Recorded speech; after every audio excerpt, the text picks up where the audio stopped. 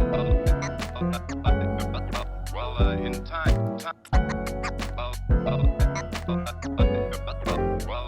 time, testing, rethink, testing, rethink.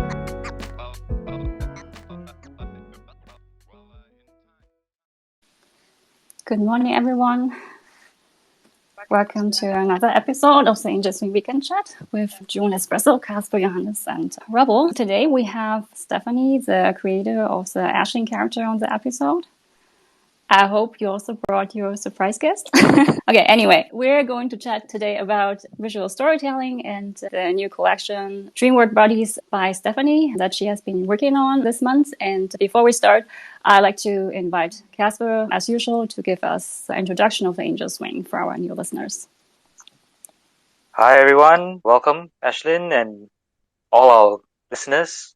Of course, our Angel Swing was set up by international friends like whom Yoon has introduced. That's Espresso, myself, Yoon, and Rebel and Johannes, who were driven by our common passion to showcase our independent artists' art and helping them stand out from the crowded NFT market, which was dominated by generative 10K PFP projects.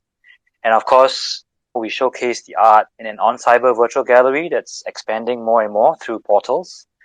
As a larger collection of art brings a cross-pollination of viewership, we're glad to say that it's helped quite a few of our artists reach collectors rather effectively through sales. Of course, we've also grown organically since then into a community of artists and collectors, but most importantly, friends, with regular Twitter spaces like these, which are then recorded into podcast formats in Spotify, YouTube, you know the drill. The easiest way to get in touch with us would be to join our cozy Discord. Everything's on our link tree in our bio, so hit us up if you're an indie artist who needs help featuring your art, or if you just want to join a friendly art NFT community. Yep, that's it. Back to you, Yoon. Thank you for the introduction, Casper. I think I'm going to reveal our surprise guest first, the Squirrel. So the shadow squirrel PFP that you're seeing here on Space, it's Stephanie's partner, Frankie, and they run Korus Studios together, the company behind the creative work around the Eislyn character and this entire comic world. Welcome, Stephanie and Frankie. Happy Sunday. How are you guys? Hi, thank you for having us. I'm really excited to be here. Sunday's going well. I'm actually on the East Coast right now, and I was previously on the West Coast. Oh, yeah. You're in California, right? Yeah, so I was living in California, and we're visiting New York right now. Oh, that's exciting. But you guys are together today. Yeah, thanks for having us. It's really great to finally be able to speak after seeing Steph hop on so many of these. Yeah, that's so great to have the two of you on the same episode. I think it's fun also to interview a couple. Do you guys want to introduce yourselves first and tell us a bit about your backgrounds and how Korus Studios came to life? Oh yeah, I'll jump in from the artist standpoint. And Frankie was one of my big introductions into the NFT space in general. And then we had all of these stories separately in the past that I had worked on. And he helped me weave them together and connect them all, and that kind of was the building blocks of Eislyn's world. That's where kind of Korus stemmed from, and then Eislyn grew naturally from that. She's a little bit of me and I'm a little bit of her, but she's also her own entity in this world. And I'm gonna let Frankie, Gus the Squirrel, now jump in and give a more deeper explanation into his involvement. Yeah, so I come to this from an entertainment background. So what happened is I had started this job as an entrepreneur in residence at this big production company out in LA that had done like Aladdin and the Stephen King It movies and the Lego movies and are doing the new Avatar: The Last Airbender that's coming out on Netflix, which everyone's excited about. But yeah, I had taken up this job at this production company and I was being tasked with A, trying to figure out what company I wanted to build next, but also B, just explore a bunch of different businesses for them. I was like sitting in these rooms with all these, we looked at kids' TV, we looked at podcasting, we looked at NFTs and Web3 because I was blowing up, and I was sitting in these rooms with all these like big NFT creators, and And I think something just really lit up in my head. I'm like, wait, with every kind of big technological breakthrough, a new entertainment company has come from that. HBO came from cable, Pixar came from 3D animation, Warner Brothers came from black and white film. And I was like, and it made sense to me that the next big entertainment conglomerate would come from Web3. Of course, I bothered Steph about it incessantly, and she was very open-minded. I think it's been really wonderful. I think Steph had been in between jobs. She had been really trying to figure out her voice in her community, and this entire process has just been me empowering her to not be afraid to show her art to the world, and it's been really just fulfilling on my end as her partner. That's such a wonderful story. I found it really interesting that you heard about NFTs through the entertainment industry. How would you say was like the transition from the film world to the NFT space? Very different because I went from like an industry where they want 3 to 7 meetings before any big decisions to like a bunch of degens in a Discord. So I think on that layer of just meetings to execution, it's just been drastically lowered. I don't know, the concept is also very fascinating and decentralized decision making in general. I feel like I've accessed my inner child again. That's wonderful. So as Stephanie already said that you collaborate on the creative part also, right? Because this is how also the Eislyn world came to life. And I can imagine that, Frankie, you also bring a lot of experience from cinematic storytelling, I think. What would you guys say are some of the secrets of creating stories that resonate with an audience? Ooh, one thing we always come together on, and this was really big, choose your own adventure style when we have the audience making decisions. Something I personally always struggled with was storytelling or like really piecing things together. Like I felt very comfortable visually interpreting things, but as far as coming up with full complete storylines on my own is difficult for me. And then Frankie's such a natural storyteller that he takes these things that I make and he helps envision this whole story behind it. I think another part when we had like the adventure comics, he taught me a lot about raising the stakes because I just want people to be involved and feel like they can do anything. And then he would help me bounce back and forth on like what would make people feel the most engaged and why would they want to engage in this, and that is if they have a big impact. So that's something we try to keep in mind a lot too with the interactive elements. When you make this decision, it's going to have a big effect. Steph is too kind. I feel like my job is just I like make a funnel or try to make a metaphorical funnel, and then I try to help Steph basically figure out her creativity because she's so naturally creative. There's so many times where I'll spend half an hour just trying to figure out this like creative decision, and she'll come in and just say, "Oh, why don't we just try this?" And that's exactly the answer I was looking for, but couldn't think of in my head. But she is so naturally creative. I also want to mention that like storytelling in Web3 is so different from more traditional kind of Web2 or whatever you call it, more narrative storytelling, and it's so interactive and so much of it occurs on Twitter, and NFTs give it a different dynamic that it's just automatically just feels a lot more personal and interactive. That I think supersedes the actual narrative in a lot of ways, which was really interesting for me to experience. So does this idea of the interactive storytelling part in the collections come basically from you, Frankie? Not at all. It's all stuff. Okay. Yeah, I think you guys are like just a super creative power couple. You guys are just complement each other very well. Casper, go ahead with your question. Yeah, I'm always very interested to find out how Frankie and Stephanie, you guys met. Did you guys meet first as friends? I'm always interested to find out how people meet in the Web3 space and their stories behind it. It's always really interesting. It's like our story of how the Angel Swing started was Johannes clicking on a link that I sent him on Cyber Gallery. How did you guys get started getting together? Oh, so the way that we met each other was actually 6 years ago now on Tinder. Yeah, it was very modern. We kind of just met online. Okay, so it's a Web 2 experience first. Yes. That's great. Yeah, and I'm from New York, so I was working in Manhattan at the time in this cafe, and Steph was going to art school, and we just connected, and I don't know, it's 6 years later, and a lot of ups and downs, and we moved cross country together. It's been great. Thanks for sharing. Stephanie, so since the last time we spoke on the Weekend Chat, you have created more pieces for different NFT communities, comic stories, and I think also the TFPR collection. And right now you're working on the Dreamworld Buddies collection, which involves interactive storytelling and games. This month is all about squirrels. And I wonder what's behind all this obsession with squirrels. Is this something that, like, the love that you both share, or?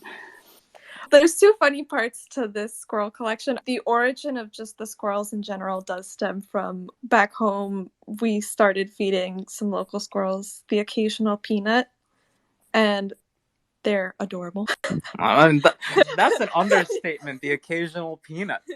Their family will buy like 2 tons of like 10. They get 10 bags of like 10-pound peanuts shipped every other week. I swear. I just see it fill up the house, and they have these macho squirrels in the backyard that won't stop eating, and those squirrels have started squirrels, and those squirrels have started families. If you're a person who just finds random peanut shells around your yard, it's probably from me. I'm sorry.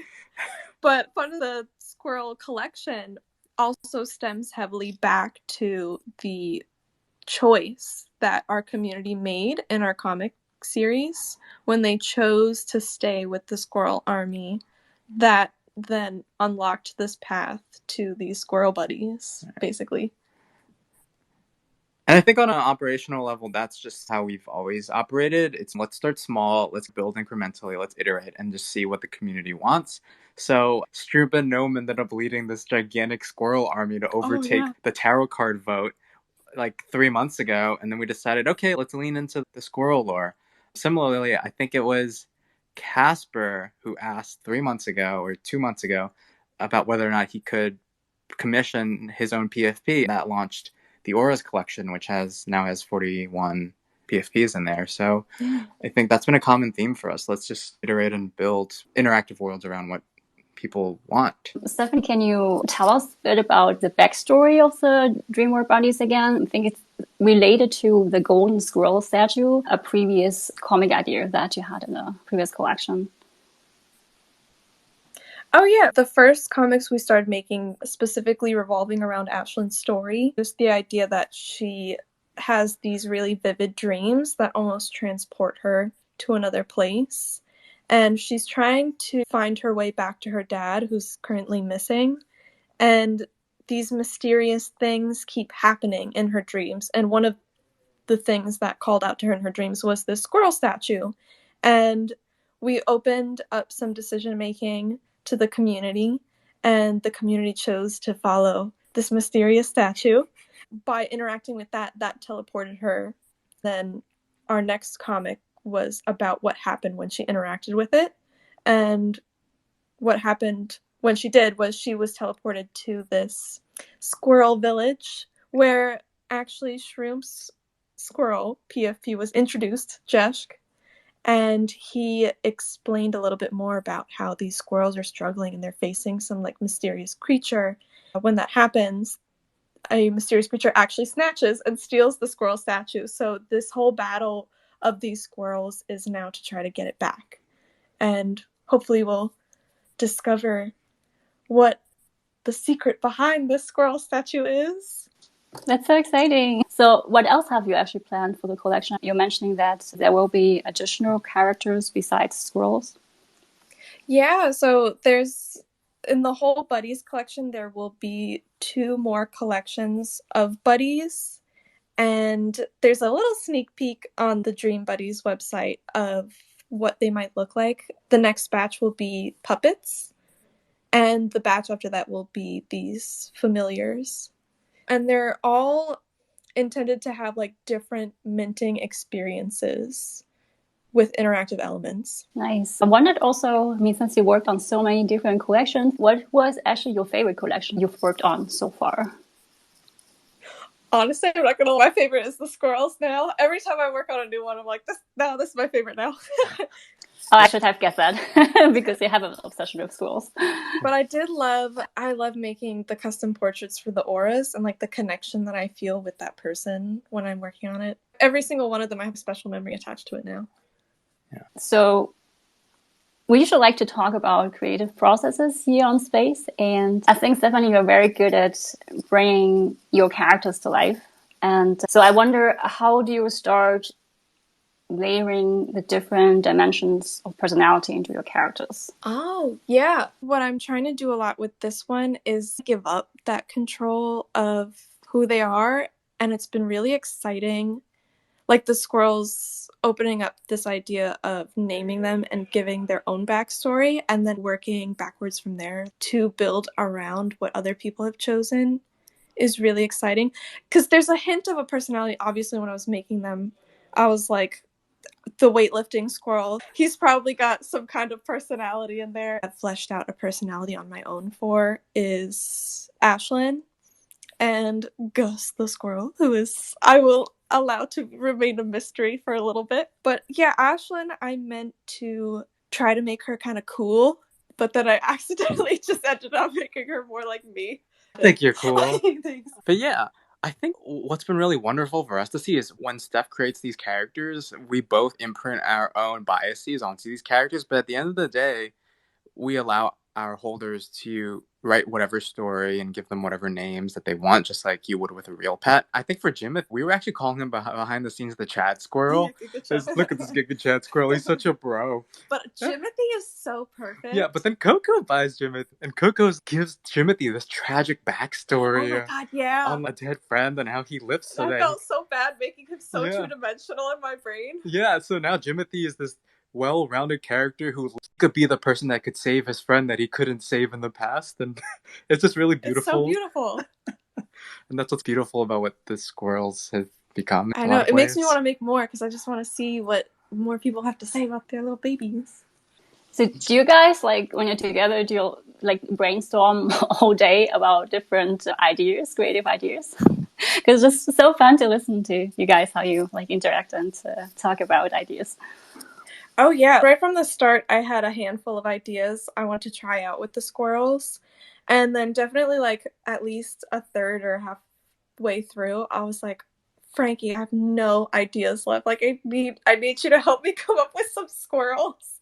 And we would have like brainstorming sessions, and sometimes it would just end up being really fun. Obviously that's how Giga Chad Squirrel was born a little bit. They just hit the cutting room floor, which I'm still sad about. I was very excited about this Steve Jobs squirrel with these New Balances that he would wear all the time, but these like geeky glasses. And he would use his iPad as a weapon, like a wooden iPad as a weapon. And yeah, and sometimes it'll accidentally change as I'm making it. So for two of the squirrels, the one that kind of looks like a daredevil, I meant to make look like a superhero. Yeah. But it ended up so minimalistic. And as I added stuff, I was like, nah, he's more of a daredevil. And then I meant to draw a vampire squirrel, and then he turned into the werewolf squirrel. Yeah. But I also do want to add that it's not always smooth flowing. There's certain times where when Steph is in the flow, I'm out of the flow, or when I'm in the flow, Steph is out of the flow, and we'll just go to each other and say, hey, let's brainstorm right now, and we'll just interrupt each other's creative flows, and that's been a really big learning process. Because usually I get up a little earlier, and I'm right in my flow when Steph gets up, and sometimes she'll want to talk about something, and then I'm like, oh, I'm in the middle of something. And so that's been a really big learning process. I think it's very unique too, because we live together and we're partners as well. So it does have its challenges. So now we schedule out specific times for us to take breaks together, because for some reason, those flows just do not line up naturally. We're always on like opposite flow states. Yeah. Oh, that's so cool. So Frankie, you also went to art school, right? I think. No, I went to a very preppy college in Boston that had nothing to do with art. Okay, I thought your background was also in art. He won't say it, but he went to Harvard. I see. Okay, but how did you end up in the film industry? Through many disappointing conversations with my dad, and telling him that I'm gonna be the doctor he wants me to be. I don't know. I always liked film. I grew up watching a lot of TV. I think many of us have that same feeling. And then in college, I didn't know anyone because I come from first generation. My specific bracket was like first generation, low income, and I didn't have any connections, and my parents didn't have any money to get me connections, so it was really hard. But what I did do in college is I created this nonprofit that ended up raising a lot of money from a lot of really big executives, and we raised money from Amazon, from Sony, from Disney, from Lin-Manuel Miranda and his foundation, the Miranda Family Fund. And that was my kickstart into Hollywood and all of that. And then I interned out in Hollywood and I worked at production companies and talent agencies. When I graduated, just finding a pretty great job there. But then the entrepreneurial bug bit me and I decided that I don't like 401ks. So here we are. Here we are with many squirrels and a lot of fun and every day, but no 401k. I think it was a happy decision, to work together as a couple on something that you both enjoy. I wonder whether there has been some influence from people or other artists that influence the style that you create your characters, Stephanie? Oh yeah, a whole bunch of different animation influences at once. In fact, one of my favorite artists from when I was a wee little middle schooler, her name is MEC. I think MEC Ciarega or something. But I remember following her DeviantArt every day, and she made these comics that I just thought were freaking hilarious. And I found out she's actually a storyboard artist, and she worked on Gravity Falls and I think DuckTales too. Which makes sense because I loved Gravity Falls and I thought it was hilarious. I think obviously there's a little bit of Adventure Time influence in there too with the little beady eyes. Yeah. Yeah. Casper, do you want to go ahead with your question? Oh no, Espresso, you want to go first? Okay, thanks. Yeah, hi. Fascinating to hear. And my question is more on the side of kind of comparing entertainment industry before and after Web3, because I'm curious how different Web3 is. And you've mentioned several times putting decisions up to the community, letting them give input on where the story is going, what's happening. And is this a kind of distinct Web3 thing that's not really possible in the same way in the entertainment industry at large, or what's your take on that? We actually talk about this a lot, right, Steph? We actually compare it to video games a lot, right? Oh, video games and the D&D too. Yeah, Steph is a D&D nerd. She'll spend an entire day just playing D, and I'm looking at her. I'm like, there's nothing to watch. You're just rolling a dice and talking. But I remember the very first time I had my first D&D session and I was sitting at the table. I was like, wow, did you all just see what I just saw? And then from the outside perspective, it's just a bunch of people huddled over some dice on a table. Nerds. But yeah, I totally agree. I feel like on a more, I don't know. But I feel like every time I experience one of those choose your own adventure, you have interaction with it outside of Web3. It's been such a small scale, right? You get together with your friends and you experience it together. Every piece of media or a choose your own adventure book, it's you as the individual and just this book that you're experiencing alone. Or even the movies where it's just you and the movie, right? But now I think Web3, for some reason, I think it's because of the way that the communities come together, the idea of the Discords, the DAOs working together, the collaboration of everyone together, and the excitement that happens when you all feel like you had an effect on something. And that's what we're interested in. I think while I was in Hollywood and seeing a bunch of Web3 things pop up, that wasn't super interesting to me, to use NFTs as just a crowdfunding mechanism to finance a very Web2 movie. That wasn't interesting to me at all. I think what was interesting to me is creating a new medium. What would it look like if you were to put Web3 native storytelling medium truly look like, and not just let's write a book, but let's have NFTs finance it, or let's start a membership club of Web3 merchandise. That just wasn't super interesting, and that's something we talk about every day almost, where we're trying to figure out iterate towards what a truly community generated story looks like, but still with obviously Steph leading that creative input and being the creative leader in shaping everything. Thank you. Yeah, so that makes a lot of sense, and very interesting to hear how kind of Web3 is in a way scaling up the storytelling. It's not only your friends meeting over dinner and playing afterwards, right? It's on Twitter, it's on Discord. And also how I think these help with kind of people's attachment to this. They have a stake in it, they follow it. And because there's ownership. And I know this last thing I'll say, it's when we pitch this idea to people in Hollywood, we haven't done a lot of it, just a couple executives, they're always like, oh, but you need a George Lucas, you need a Steven Spielberg to direct a show. But I think in a lot of ways, yes, if you're making a movie that has a linear narrative, that might be important. But if you're creating like a Web3 storytelling experience, that might not be as important. Although to this day, I'll fight anyone that argues that Steph isn't one of the most creative people that they've ever met. That's nice. Yeah. And yeah, we are very impressed and amazed by these stories. There have been several of these stories unfolding, and yeah, it's amazing to watch this universe being made. So that's, yeah. And Casper, you go next. Yeah, Frankie and Steph, by the way, you guys sound like you're really cool together, both as partners in real life and in the metaverse. So kudos to you two. Actually, my question is more on actually the creative process behind it, because no matter how hard I try to look for actual answers to how the world is going to be shaping up, I think you also touched on how you try to give a lot of flexibility to the people that bought the NFTs into shaping the world. But my question would be, how much of the world is really in your mind fixed, and how much of it is really you guys just going with the flow, and how do you guys manage the tension between that? Oh yeah, that was one of our hardest challenges, was this idea of having a grip on something like some rules of the world to give people something to bounce off of, because I think it would be too much if there wasn't anything to go off of. So we do have like somewhat of a main storyline and ideas of important characters and things that do need to be encountered. And then, yeah, the hard part was like, how fluid do we make this, and how would that affect the pacing, and how like off the rails can we go? Yeah.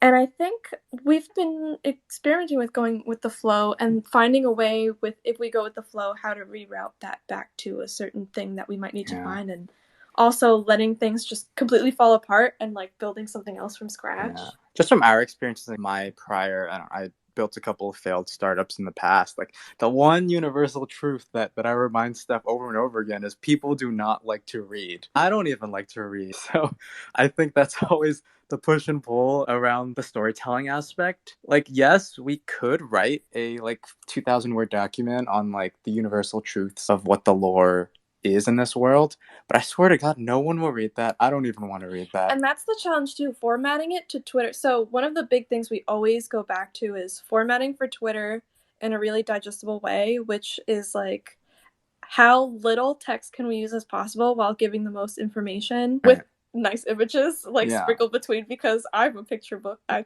just look.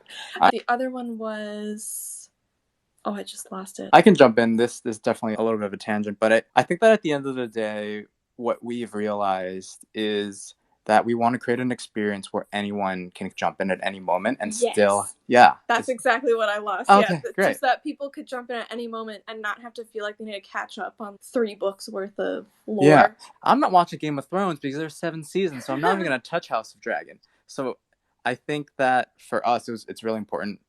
That was a very big realization and pivot that we had, where we were like, let's not try to create 7 seasons of lore. Let's just try to create fun experiences and that people can participate in, no matter how much kind of comprehension they have in the lore. Yeah, I'm still trying to find the perfect balance between sneaking in a lot of nice details and Easter eggs for people who are really into starting from the beginning and really getting into the lore. And like, I see finding all those squirrels in all of those comics. And then, because I love that. And then also, but not having people feel intimidated jumping in at any moment. It's hard. That's the short answer. Yeah, no, my question came mainly because you guys reminded me of filmmaking and storytelling, and it brought me to the concept of films which are supposed to have multiple endings and allow the user or the viewer to interact with the movie. And I don't think I've seen a review of a successful one, because the more flexibility you give your viewers, it spoils, or rather, it doesn't give as focused a storyline and a plot that you want to tell as a producer or a director, if that makes sense.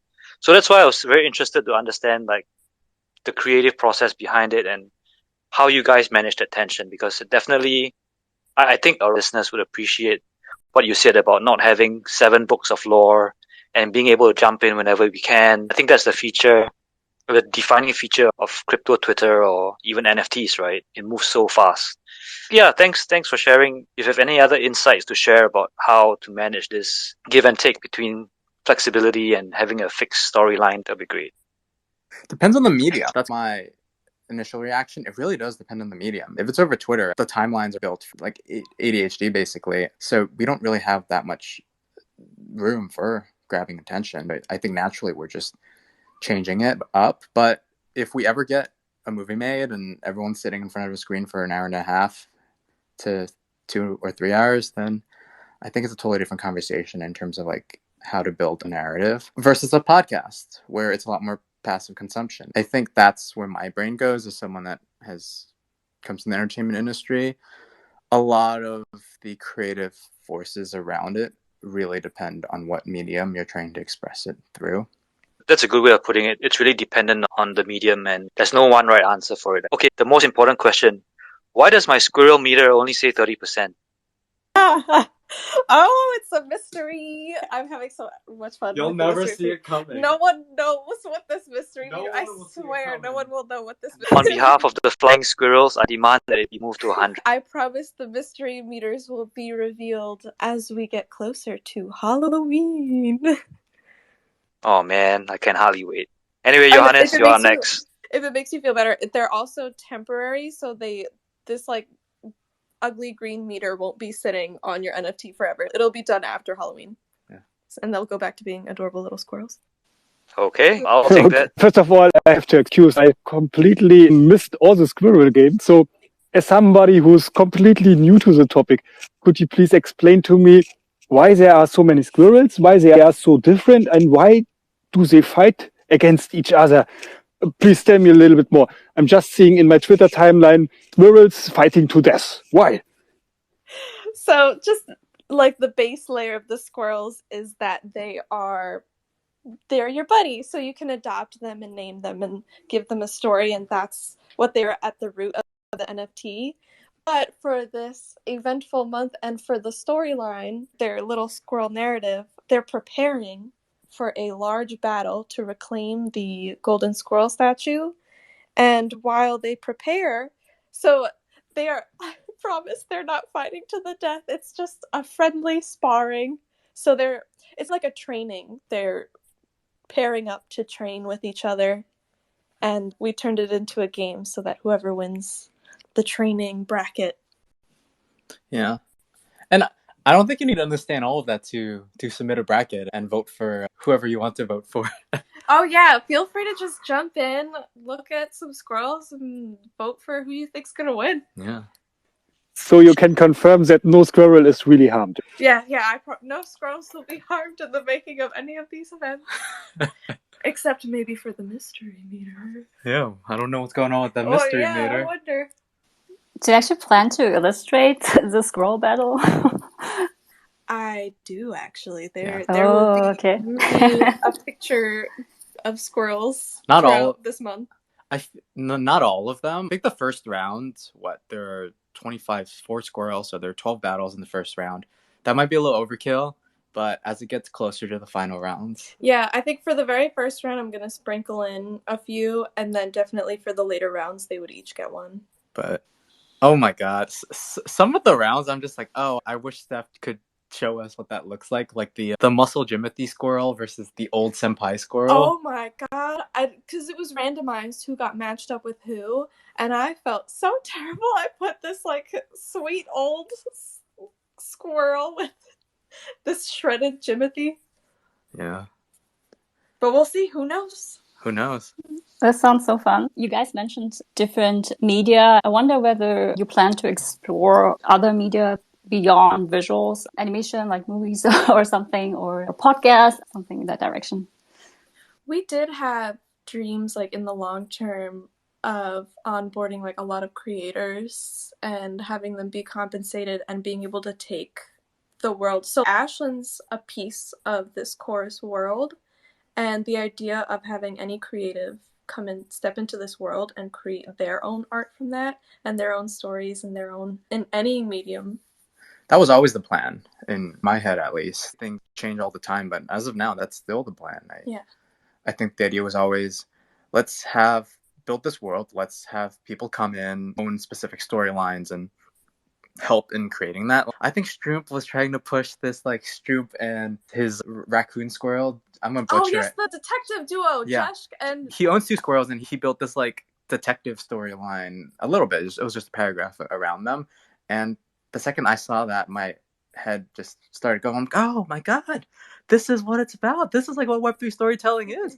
Anyone can come in, anyone can make a story, and then we can help them figure things out. Of course, I probably wouldn't be the one to write it all if he wanted to, but yeah, I think in the long run, that was always the plan, to figure out decentralized storytelling and see if there are adaptation angles there. We did speak recently with a production company in Hollywood that wanted to partner with us, but I think we're postponing talks with them just because we're so early in what we're trying to build. But yeah, like audio, film, TV, comics, nothing's off the table. Like comic book would be probably something that would also make sense, to put all these stories together and create a whole story around them. Yeah, definitely that would be a fun thing to do. And also to help make it easier to keep track of the Eislyn storyline, to turn into like a comic form that people could have and hold. Yeah. I actually invited Trump as a speaker because I would really love to hear the story, how he came up with the names for his two squirrels. Just funny. Before the squirrel collection, we approached him because he had purchased the squirrel statue, and he collaborated to make the character of Jesh before the squirrel collection even came out. Just a question. The tournament and the brackets, that's open for everyone, right? Even those of us that missed out on getting one of these squirrels, right? Oh yeah, so we wanted to make sure that everything was open to everyone, whether you had a squirrel or not. Everyone was absolutely free to submit a bracket, and they are all eligible to win the free squirrel NFT. Yeah, and the ETH. Wait, no, the ETH is for squirrel holders. Yeah, so the 0.5 ETH reward is for the squirrels in the tournament, and then the squirrel NFT reward is for anyone who submits a bracket. But beware, depending on who you vote for to win the tournament, you may lose friendships. Yeah, I need to be careful here. And follow-up question. I noticed in the second round there are like 3 squirrels against each other. How does that work? Oh yeah, we will be rolling like a d12, and whoever gets the highest roll will win said match. And we're going to also implement a voting mechanic where people can try to vote for their favorite and try to give them a little +2 boost. And then so for the 3 that get matched up together, we will be doing a roll for each of them, and then the voting mechanic will still stand, and whoever has the highest will win.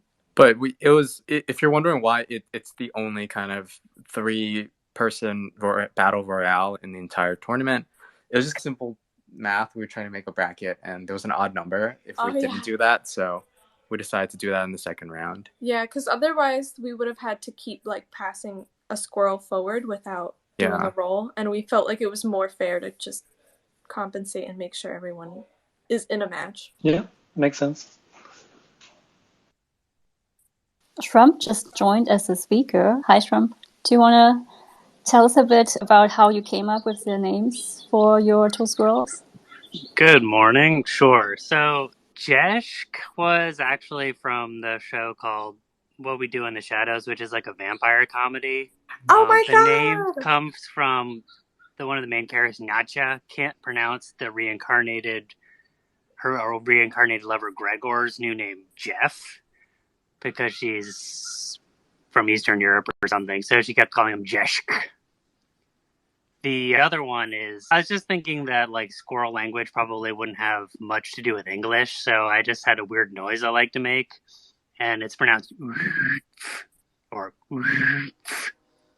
which is I got from watching a documentary on mating calls of tree squirrels. I'm actually laughing out now. Quite a few of those in the yard. This is just so funny. I have to unmute to laugh.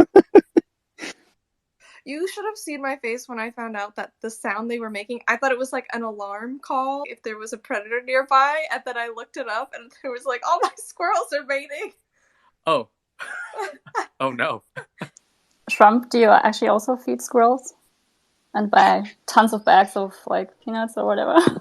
Not yet, but maybe I'll put it on the agenda. Steph's family's monthly expense for peanuts or squirrel feeding, squirrel toys and food has to be in the hundreds. No. Are you sure? No. Okay. They get it at Costco. It's got a good deal. She's in denial. The squirrel from the entire neighborhood is probably like in the yard. I could imagine. I remember that Casper, you got a question. Yeah, Frankie, sorry, I'm always going back to the serious question. I'm really interested because you come from the entertainment industry and of course you have huge connections with all the producers and people you mentioned. You do talk to them about potentially investing in some of the projects. As some hopium for all of us who are still early in NFTs, what's the feedback that you've been getting from them on a no BS basis? Like, how do they view NFTs? Are we really still early? Are you hearing that they're still rather dismissive? They still can't see our point of view, and we just need to wait for another generation of new executives to come on board? That's a really good question. I feel like you can never take what they say at face value because you see what's happened to the industry now with streaming. Even if you just look at streaming in a microcosm, they're like, oh, DVDs are the future. We're making so much money off of DVDs. Okay, Netflix wants to buy licensing rights to Friends. Go for it. Take it. And then it turns out streaming is an enormously profitable business, and Netflix is a massive company. So all of a sudden they decided that they should probably build their own streaming platforms. And Disney Plus is probably the only one that's succeeded. You could probably count HBO Max, depending on who you are. Then now all of a sudden, streaming isn't a profitable business in a recession. So now all of a sudden they're like, oh, let's go back to movie theaters. Let's put movies back into movie theaters. So I wouldn't put that much face value on what the legacy execs think to some extent, just because they're so reactionary, and it's not their fault. That's what took me a long time to learn. It's just institutionally and structurally, the incentives aren't aligned so that they're rewarded for discovering and embracing new innovations. They're rewarded for greenlighting Marvel movies and readapting. What was a terrible adaptation we just had? Oh. You know what? There are way too many. I don't need to say anything. For doing a new Saw movie or doing the 10th Halloween movie, that's what the incentives are aligned at right now. But a lot of the independent producers, I will say this, a lot of the independent producers, so the way that Hollywood works is producers are like your freelancers that sell projects to studios, and studios will finance movies. So a lot of the producers who actually don't hold the green light, they're more of the creative partners. They're looking at NFTs with wide eyes because they see it as the new financing mechanism, which I think it's so much more than a financing mechanism, but I feel like that's where they're at right now. Oh, if studios won't finance our movies, maybe NFTs can. And I think they're just... But let's be honest, when you look at the big blue... when you look at the Bored Apes, they're not necessarily a media IP. And I think when you're Hollywood, you only really see the big blue chips. And yeah, I can't give you a definite answer. I just know that they're interested. They're willing to embrace it to some extent, and we need them to embrace it in order for NFTs to hit mass adoption or NFT brands to hit mass adoption. But it's going to be slow, and it's going to take a minute. Yeah, interesting perspectives. That's, at least like I said, there's some hopium for us that there's a fraction of them that's looking at it positively and not dismissing it, which is great for us. Because yeah, I think you're right in a sense that a lot of where we are now, nobody's really incentivized to make the first step because we're all in the early adoption phase right now. And the money is probably still best made in the traditional mediums. Thanks for the perspective. So we're coming to the end of our space. And are there any final questions from anyone before we close? Steph, any alpha for our Squirrel listeners? Only for the listeners. We're going to edit it out of the recording. Or not. Alpha. All right, the mystery meter. No, I'm just kidding. Oh, wait, 1 second. I'm going to discuss with her offline, and then we'll get back to you in a second. This is fun. Why should we cut out the Alright, alpha? we will give mystery meter alpha. It may not be a good thing. That your meter is actually high. So you may prefer a lower mystery meter. That's the alpha. The alpha. Oh, wow. Okay, I'll take it. Thanks. Okay, thank you so much, Steph and Frankie, for this really wonderful and inspiring chat with you guys. Enjoy the rest of your Sunday and have a great time in New York. And thank you for everyone who listened in today. And thank you to our co-hosts. Have a great Sunday. Bye. Have a great Sunday. Thanks. Bye. Bye. Bye. Thanks. Thank you. In time.